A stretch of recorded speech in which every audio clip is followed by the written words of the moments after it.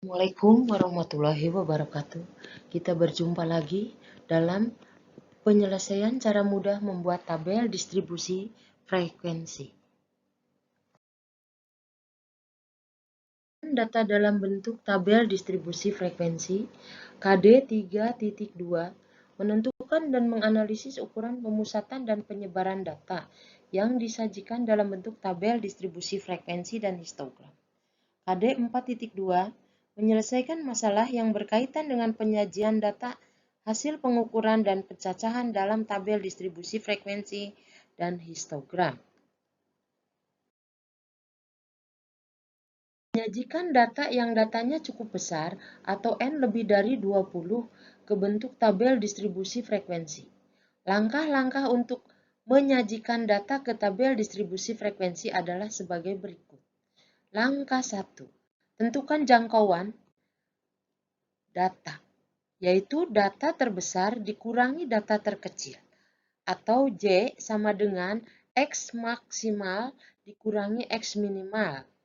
Langkah kedua, tentukan banyaknya kelas interval. Kelas interval adalah selang interval tertentu yang membagi data menjadi beberapa kelompok. Ada suatu cara yang ditemukan oleh H.A. Sturges pada tahun 1926, yaitu menggunakan rumus K sama dengan 1 ditambah 3,3 log N, dengan K adalah bilangan bulat dan N ukuran data. Misalnya N sama dengan 40, maka banyaknya kelas K sama dengan 1 ditambah 3,3 log 40. Kita peroleh 6,28. Oleh karena itu, K harus bulat. Banyaknya kelas adalah 6 atau 7. Urutan kelas interval dimulai dari data terkecil ke data terbesar. Ketiga, tentukan panjang kelas interval atau P sama dengan J dibagi K.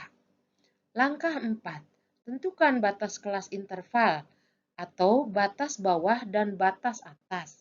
Batas bawah kelas pertama bisa diambil sama dengan data terkecil atau nilai yang lebih kecil dari data terkecil. Akan tetapi, selisih batas atas dan batas bawah sebaiknya tidak atau tidak harus kurang dari panjang kelas. Batas kelas interval biasanya dilambangkan sebagai A sampai B, dengan A sebagai batas bawah dan B sebagai batas atas. Langkah 5.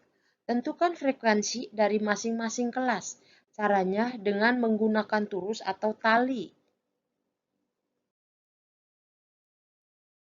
Langkah 6. Tentukan titik tengah interval atau midpoint. Titik tengah berfungsi sebagai tanda kelas atau class mark. Didefinisikan sebagai nilai rataan antara batas bawah dan batas atas pada suatu kelas interval. Titik tengah adalah wakil dari nilai-nilai data yang termasuk dalam suatu kelas interval. Titik tengah sama dengan setengah kali batas bawah ditambah batas atas. Semoga bermanfaat penyelesaian langkah membuat tabel distribusi frekuensi. Selamat belajar.